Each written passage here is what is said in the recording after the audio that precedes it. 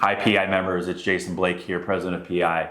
And today I have Scott Borse here. He's our Vice President of Technical Programs.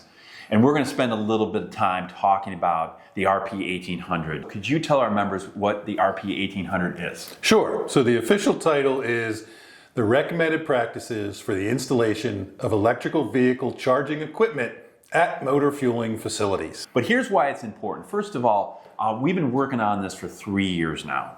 And, in the beginning, there was a lot of noise about, hey, should we do this? Should we not do this? But at the end of the day, safety is number one with our members and our technicians, and we have completed it. And I'm so proud to talk a little bit about why this is so important to our membership. So Scott, let's first talk about the committee.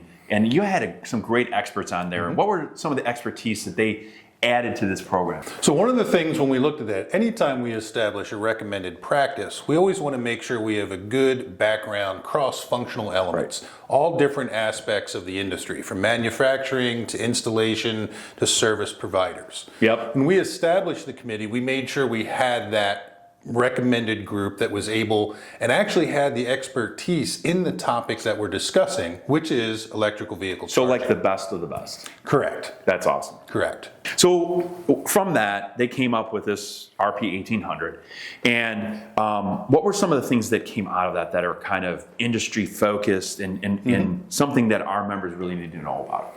Yeah, so the main objective of RP 1800 is really to look at the safety practices around installation of electrical vehicle charging equipment when it's co-located at motor fueling facilities.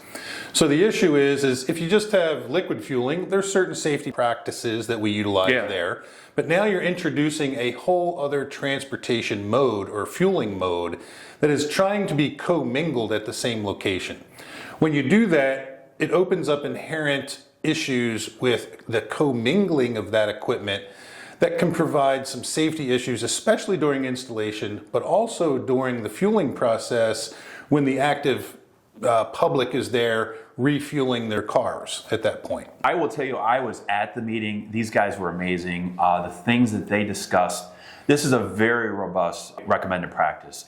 Scott, the final thing I want to talk about and tell a little story is about, one of the members came up to me and said, Jason, I went to a fueling station and they were going to put this charger on there and there was nothing that I could talk about. And so this recommended practice really gives some guidance, right? And that's really the most important thing. Yeah, I'd like to stress that the guidance is really around the co-location when you have it at a liquid fueling facility.